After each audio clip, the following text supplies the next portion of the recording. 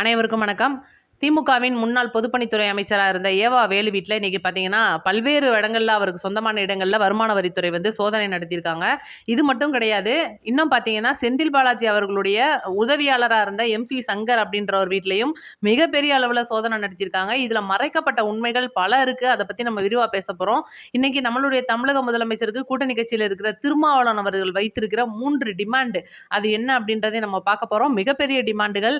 அடுத்து பார்த்தீங்கன்னா, நம்மளுடைய தமிழக முதலமைச்சர் சட்டப்பேரவையில அப்பாவ தேடினார் பார்த்தீங்களா, உடனடியா அப்பாவுக்கு கோவம் வந்துருச்சு. பழைய அப்பாவுக்கு, நான் வந்து உடனடியா சட்டசபைக்குள்ள வந்தே ஆகணும்னு சொல்லிட்டு தீர்மானமே ஒண்ண நிறைவேற்றணும் அப்படின்ற முறையில இன்னைக்கு திமுக அவங்களோட சேர்ந்து மிகப்பெரிய அறிக்கைகளா வந்து வெளியிட்டிருக்காரு. நான் வந்து சட்டமன்றத்துக்குள்ள இப்பதான் இல்ல, மக்களோட மனசுல இருக்கேன். சீக்கிரமா சட்டமன்றத்துக்குள்ள வரப்போறேன்னு சொல்லிட்டு சில காமெடிகள்லாம் பண்ணிட்டு இருக்காரு. அத பத்தி நம்ம விரிவா பேசப் போறோம். இதுக்குள்ள பார்த்தீங்கன்னா, நம்மளுடைய தமிழக முதலமைச்சர் அவர்கள் இன்னைக்கு காலையில பல பஸ் கிட்டத்தட்ட 300 பஸ்ஸ வந்து தொடங்கி வச்சிருக்காரு மக்களுக்காக, பொது சேவைக்காக.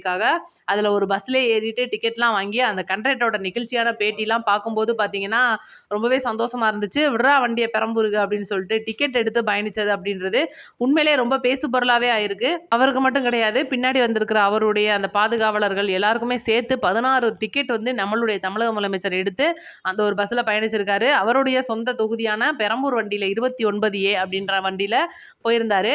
இத விட இன்னைக்கு நம்ம ரொம்ப முக்கியமா பேச போனதுன்னு பார்த்தீங்கன்னா, இன்னைக்கு திமுகவுடைய பல அமைச்சர்களுடைய வீட்ல நம்மளுடைய தமிழக முதலமைச்சர் சொன்ன மாதிரி ஊழல் பணம், அதாவது இதுக்கு முன்னாடி மக்களுடைய பணத்த தொட்டா நாங்க விடமாட்டோம்னு சொன்னதுக்கு இணங்க, முன்னாள் செந்தில் பாலாஜியோட உதவியாளர் ஏவா வேலு, இன்னும் அதுக்கு முன்னாடி பார்த்தீங்கன்னா கே.என். நேரு இவங்களோட வீட்டுகள்ல எல்லாம் வந்து ஆல்ரெடி வந்து கேஸ்லாம் ஃபைல் பண்ணியிருக்காங்க. இந்த அறப்போர் இயக்கம் குடுத்த மிகப்பெரிய ஒரு கம்ப்ளைண்ட் என்னன்னா, 2022, 23 காலகட்டங்கள்ல ரோடே போடாம 4,50 கோடி ரூபாய் வந்து ஆட்டைய போட்டிருக்கிறாப்புல ஏவா வேலு அப்படின்றது தான் வந்து மேஜர் கம்ப்ளைண்ட். இந்த கம்ப்ளைண்ட் பார்த்தீங்கன்னா உறுதி பண்ணப்பட்டிருக்கு. அவர்கிட்ட இருந்த பேப்பர்ஸ்ல வந்து முதல் தகவல் அறிக்கையே வந்துருச்சு. இன்னைக்கு ஒருத்தவங்க வீட்ல வந்து ரெய்டுக்கு போறாங்க. அந்த ரெய்டு காலையில வந்து நடக்கும், சாயந்தரம் வரைக்கும் ஆகும். ஆவணங்கள் கைப்பற்றப்பட்டு விட்டது. இத பத்தின விவரம் சீக்கிரம் வெளிவரும்ன்ட்டு போயிருவாங்க. இவ்வளோ நாள் நம்ம அத தான் பார்த்துருக்கோம். ஆனா பார்த்தீங்கன்னா, காலையில 7 மணிக்கு தொடங்குன ரைடு அப்படின்றது கிட்டத்தட்ட மதியானம் 1 மணி 1:30 மணிக்குள்ளே முதல் தகவல் அறிக்கை பதிவு பண்ணப்பட்டுருச்சு.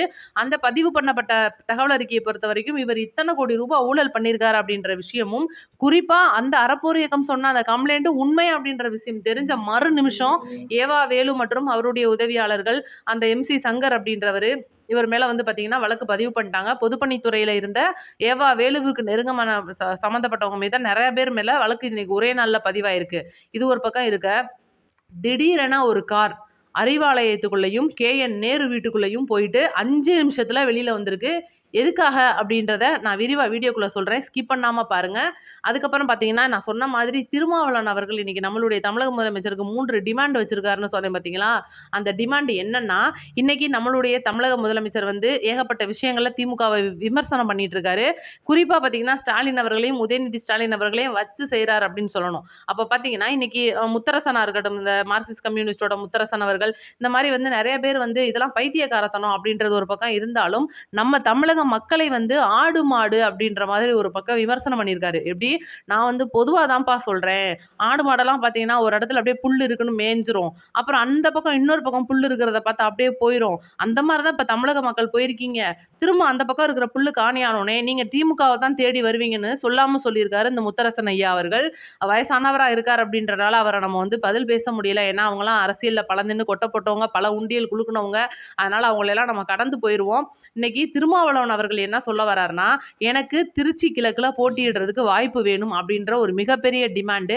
இவர் டிமாண்ட் வைத்த அதே சூழ்நிலையில திமுகவுடைய ஸ்டாலின் அவர்கள் இடைத்தேர்தல்ல போட்டியிடவில்லை அப்படின்னு ஒரு செய்தி வந்தாலும், இன்னைக்கு ஈகோவ டச் பண்ற மாதிரி ஒரு விஷயம் நடந்துட்டனால, நானும் திருச்சி கிழக்குல தான் நிப்பேன், தலைகீழாகத்தான் குதிக்க போகிறேன்னு சொல்லிட்டு ஸ்டாலின் அவர்களும் அங்க தான் நிக்கிறாரு அப்படின்ற ஒரு பிரச்சனை வந்துட்டு இருந்தாலும், இப்போதைக்கு அதிமுக காரங்க ரிசைன் பண்ணிட்டு வந்திருக்கிற ராஜினாமா பண்ண தொகுதிகள்ல ஏதாவது ஒரு தொகுதியை திருமாவளவன் அவர்களுக்கு குடுத்தே ஆகணும் அப்படின்றது முதல் டிமாண்டு.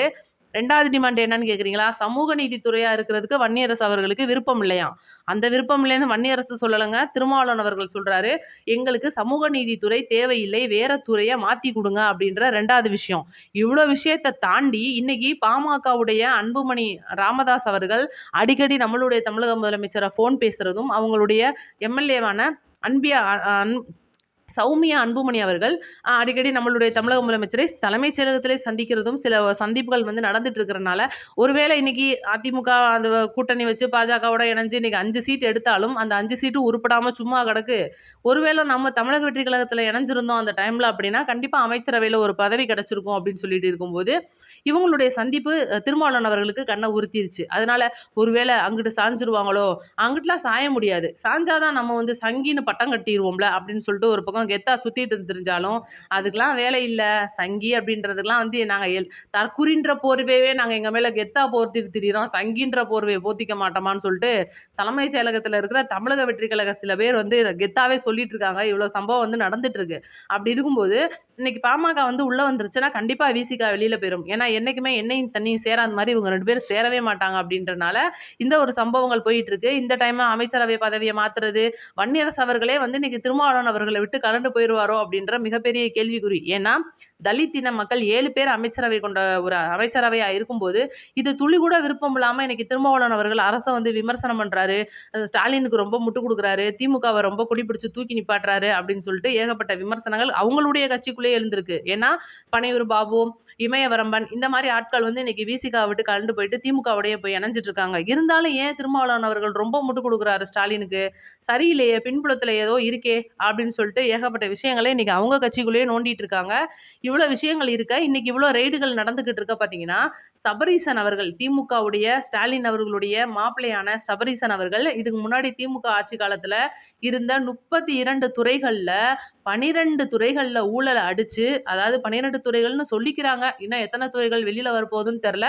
இவ்வளோ கிட்டத்தட்ட 50,000 கோடிக்கு மேல பார்த்தீங்கன்னா, ஊழல் மட்டுமே பண்ணி ஏகப்பட்ட இடங்கள்ல பினாமி சொத்துகள், ஹவாலா பணங்கள் அப்படின்ற மாதிரி பதுக்கி வச்சிருக்காரு அப்படின்ற மிகப்பெரிய குண்ட தூக்கி போட்டிருக்காரு நம்மளுடைய நிர்மல்குமார் அவர்கள். அவர் இன்னைக்கு வெளியிட்ட அந்த மின்சாரத்துறை அப்படின்ற ஒரு வெள்ளை அறிக்கை ஒண்ணு இருந்தாலும், அ மின்சாரத்துறை வெள்ளை அறிக்கையை பொறுத்த வரைக்கும் இன்னைக்கு 58,000 கோடி ரூபாய்க்கு விஞ்ஞான ஊழல் நடந்திருக்கு அப்படின்னு சொல்றாரு. இதுல விஞ்ஞான ஊழல்னு அவர் ஏன் குறிப்பிடுறாருன்னா, நாளைக்கு அரசு மாறலாம். இன்னைக்கு மாறி இருக்கோம் பார்த்தீங்களா? அந்த மாரி வந்து அவங்க அப்ப யோசிச்சிருக்காங்க. நாளைக்கு ஒரு வேளை அரசு மாறலாம். அந்த மாரி வரும்போது நம்மளுடைய ஊழல வெளியில தெரிய தெரிஞ்சிராம இருக்கணுன்ற மாதிரி ஊழல் பண்ணியிருக்காங்க. அதுக்கு பேரு தான் விஞ்ஞான ஊழல். இந்த ஊழல் எங்க நடந்திருக்கு? எப்படி நடந்திருக்கு? எதனால நடந்திருக்கு? இந்த பணம் எங்க போச்சு? எங்க இருந்து வந்துச்சு? இப்ப இந்த பணம் எங்க இருக்கு? இதுக்கு முன்னாடி வந்து வேலைக்கு எடுத்தவங்கள வந்து டெண்டர் அடிப்படையில எடுத்தது, ஒப்பந்தமா குடுத்தது, அவங்களுக்கு குடுத்த சம்பள பணங்களுடைய கணக்கு வழக்கு அவ்வளோதையும் பார்த்தீங்கன்னா, கொலாப்ஸ் பண்ணி ஒட்டுமொத்தமா 58,000 கோடிய இந்த 5 வருடங்கள்ல திமுகவுடைய செந்தில் பாலாஜி அவர்கள் முடிச்சு விட்டுட்டாரு அப்படின்னு சொல்லிட்டு சொல்லாம இன்னைக்கு வெள்ளை அறிக்கை மூலியமா வந்து நம்மளுடைய நிர்மல்குமார் அவர்கள் சொல்றாரு. ஆதவ அர்ஜுனா ஏன் வந்து இன்னைக்கு சபரீசன் அவர்களை வந்து இழுக்கிறார் அப்படின்னு நீங்க கேட்கலாம். என்ன காரணமா இருக்கும்? ஏன்னா இன்னைக்கு சபரீசனுக்கும் அரசியலுக்கும் சம்மந்தம் இல்ல. 1000 தான் அவர் திமுக காரரா இருந்தாலும் அரசியல் ஆலோசகரா ஒரு ஓரமா இருந்தவர் அப்படின்னு சொல்லிட்டு எல்லாருக்குமே தெரியும். ஆனா அதே அரசியல் ஆலோசகரா கட்சிக்குள்ள வந்தவர் தான் இன்னைக்கு ஆதவ அர்ஜுனா அவர்கள். அப்படி இருக்கும்போது சபரீசன் வந்து எந்த மாதிரியான ஆளு? அவர் எதுக்காக இப்படி போறாரு? இப்படி போறாரு? எதுக்காக இப்படி பார்க்குறாரு? எல்லா விஷயமும் இன்னைக்கு ஆதவர்ஜுனா அவர்களுக்கு நல்லாவே தெரியும் அப்படின்றனால, பாம்பின் கால் பாம்பு அறியும்னு சொல்லுவாங்கல்ல, அந்த மாதிரி சபரீசன் வந்து என்ன மாரியான விஷயங்கள்ல எல்லாம் ஈடுபட்டுக்கிட்டு இருக்காரு. இன்னைக்கு திடீர்னு அவர் சட்டப்பேரவைக்குள்ள நுழைந்த காரணம் என்ன? அடிக்கடி அவர் ஏன் இப்ப ஸ்டாலின அதிக அளவுல மீட் பண்ணி ஏன்னா இப்ப சமீப நாட்களா பார்த்தீங்கன்னா, அவங்களுடைய சந்திப்பு வந்து நடக்கவே இல்ல. இப்ப அதிகமா மீட் பண்றதுக்கு காரணம் என்ன அப்படின்னு சொல்லிட்டு ஏகப்பட்ட விஷயங்கள்ல இருக்கும்போது, திமுகவுடைய பெருந்தலைகளான துரைமுருகன், பொன்முடி, கே.என். நேரு, செந்தில் பாலாஜி, சேகர் பாபு இந்த மாரி ஊழல் கூட்டங்கள் இருக்கு பார்த்தீங்களா? அந்த ஊழல் ஜந்துக்கள் எல்லாம் ஒண்ணா உட்காந்து ஒரு மிகப்பெரிய முடிவு ஒண்ணு எடுத்திருக்காங்க முதியோர் கூட்டத்துல. என்னன்னா, ஸ்டாலின் அவர்களை எப்படியாவது ஒரு தொகுதியில நிக்க வைக்கணும். அது எந்த தொகுதியா இருந்தாலும் பரவால்ல. திருச்சி கிழக்கு அப்படின்னா, நம்ம வந்து முழுக்க முழுக்க சீமானோட கூட்டணிய சேர்ந்து விட்டுருவோம். சீமான் வந்து இன்னைக்கு அவர்களுடைய கட்சி வேட்பாளரை வந்து தொகுதியில இறக்குறாரோ இல்லையோ, ஆதரவு மட்டும் நம்மளுக்கு குடுத்தா போதும். ஏன்னா, இன்னைக்கு சீமான் அவர்கள் கட்சியில சேர்றாருனாலே அவ்வளோதான். அவர வந்து நீங்க முடிச்சு விட்டுருவாய்ங்க நாம் தமிழர் தம்பிகள் அப்படின்றனால. இருந்தாலும் இது வந்து கொள்கை கூட்டணியாலாம் இல்லாம, நம்ம தான் துப்புனா தொடச்சுக்குவோம்னு சொல்லிட்டு ராசாவே பார்த்தீங்கன்னா சொல்லியிருக்காரு. அதனால பார்த்தீங்கன்னா, இந்த மாரி விஷயங்கள்ல சீமான வந்து இணைச்சுக்கிறலான்னு சொல்லிட்டு மிகப்பெரிய கூட்டணி கணக்க தான் புதுச்சேரியில போட்டுட்டு வந்திருக்காங்க. இருந்தாலும் ராசா வந்து இன்னைக்கு ஒரு ஒரு விஷயத்த வந்து வெளியில சொல்லியிருக்காரு. ஸ்டாலின் அவர்களை பார்த்து, "ஸ்டாலின் அவர்களே, தலைவரே நீங்க வந்து என்ன செய்யுங்க, இந்த கூட்டணி கட்சி தலைவர்கள் அனைத்து வரையும் வந்து ஒதுக்கி தள்ளிருங்க. இனிமேல் நம்ம மட்டும் தான். யாருமே நமக்கு கூட்டணி வேணாம் அப்படின்ற புது திமுகவ நம்ம உருவாக்குவோம்." அப்படின்னு சொல்லிட்டு ஒரு ஐடியா குடுத்திருக்காரு. உடனிலே பொடனில போட்டு நம்மளுடைய ஸ்டாலின் அவர்கள் சொல்றாரு, தேர்தலுக்கு முந்தா நாள் வரைக்கும் நம்ம கூட்டணிய சேர்த்துக்கிட்டு இருக்கும்போது, இன்னைக்கு வந்து கூட்டணி வேணான்னு சொல்றியே! நீ உனக்கெல்லாம் அறிவு இருக்கா? இன்னைக்கு அவைங்க இல்லாட்டினா நம்ம யாருமே இருக்க முடியாது. 47 சீட்டுன்றது நமக்கு என்ன சும்மா வந்திருக்கா? ஒட்டுமொத்தமா திமுகவுக்கு விழுந்த ஓட்டுன்னு பார்த்தா 10% தாண்டாது. ஏதோ கல்லாப்பட்டி கூட்டணின்னு ஒரு 22, 23 கூட்டணி வைக்க கண்டு தான் இன்னைக்கு நம்ம 40 சீட் எடுத்து கையில வச்சிருக்கோம். எப்படி அவைங்கள அங்கிருந்து கழட்டிட்டு வரணும்னு யோசிப்பியா? நீ நம்மகிட்ட இருந்தே ஆள கழட்டி விட யோசிக்கிறியேப்பா! அப்படின்னு சொல்லிட்டு பல விஷயங்கள வந்து இன்னைக்கு ஸ்டாலின் அவர்களும், ராசா அவர்களும் வந்து பேசிட்டு இருக்காங்க. ஏன்னா, இன்னைக்கு பார்த்தீங்கன்னா, ஒட்டுமொத்த பழைய அரசியல் தலைவர்களும் இன்னைக்கு இந்த மாரி விஷயங்கள்ல ஈடுபட்டு, எப்படியாவது தமிழக வெற்றி கழக ஆட்சிய இன்னும் 2 மாசத்துல கவுத்து விட்டுறணும். இந்த இடைத்தேர்தலா வர தேர்தல் பொது தேர்தலாவே வந்துரணும்னு சொல்லிட்டு ஏகப்பட்ட விஷயங்கள தள்ளி யோசிச்சுக்கிட்டு இருக்கும்போது, நம்மளுடைய தமிழக முதலமைச்சர் அவர்கள் இந்த உள்ளாட்சிய கலைக்க போறார் அப்படின்ற ஒரு மிகப்பெரிய தகவல் வந்திருக்கு. இந்த உள்ளாட்சிய பொறுத்தவரைக்கும் ஆல்ரெடி 10ஆம் மாசம் வந்து தேர்தல் வைக்க போறாங்க. இந்த தேர்தலோட சேர்த்து தான் இடைத்தேர்தலும் வரப்போகுது அப்படின்னு சொல்லிக்கிட்டு இருக்கும்போது, இல்ல வேண்டாம். இப்போதைக்கு உள்ளாட்சிய பொறுத்தவரைக்கும் அதிகாரிகள் கையில வந்து நம்ம ஒப்படைச்சுட்டு, முழுக்க முழுக்க இந்த உள்ளாட்சியில அந்த மேயர் பிரியா இந்த மாரி ஆட்களை வந்து கலச்சு விட்டுருவோம். அப்பதான் தமிழக வெற்றி கழக ஆட்சி வந்து இன்னைக்கு நடந்துகிட்டு இருக்கையில மக்களுக்கு செய்ற ஒவ்வொரு நல்ல விஷயமும் நேரடியா மக்களுக்கே போய் சேரும். இந்த திமுக கவுன்சிலர்கள்லாம் வந்து உருட்டிட்டு இருக்காங்க. நாங்க வந்து முதல்வர் படத்த வைக்க மாட்டோம். எங்க புரோட்டோகால் இது. நாங்க முன்னாள் முதல்வர் படத்த தான் வைப்போம். அப்படின்னு சொல்லிட்டு ஏகப்பட்ட விஷயங்கள செஞ்சுட்டு இருக்காங்க. அதனால வந்து பார்த்தீங்கன்னா, முழுக்க முழுக்க ரொம்பவே டென்ஷன் ஆன நம்மளுடைய முதலமைச்சர் ஏகப்பட்ட விஷயங்கள உடனே வந்து முடிவெடுக்கிறதுக்கு தயாரா இருக்காரு. அதனால பார்த்தீங்கன்னா, அடுத்தடுத்து அரசியல்ல இனி பயங்கர திருப்பங்களோட அடுத்தடுத்து ரெடி ஆயிட்டு இருக்கு.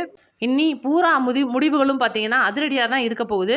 இப்ப நான் சொன்ன மாதிரி அறிவாலயத்துக்குள்ளேயும், கே.என். நேரு வீட்டுக்குள்ளேயும் காலையில அந்த ஏவா வேலு வீட்டுல பார்த்தீங்கன்னா, ஒரு கார் போச்சுன்னு சொன்னேன் பார்த்தீங்களா? அது எதுக்காக போச்சுன்னா, காலையில 5 மணிக்கு இதுக்கு முன்னாடி செந்தில் பாலாஜி அவர்களுடைய அது உதவியாளரா இருந்த எம்.சி. சங்கர் அவர்களுடைய வீட்டுக்கு அதிகாரிகள் ரைடு வரப்போறாங்கன்னு சொல்லிட்டு இரவோடு இரவா இவங்களுக்கு செய்தி வந்த உடனே பார்த்தீங்கன்னா, பல பேப்பர்ஸ், பல சூட்கேஸுகள் வந்து அந்த கார்ல போடப்பட்டு நிரப்பி ஆல்ரெடி வந்து வீட்டு வாசல்லயே வைக்கப்பட்டிருக்கு.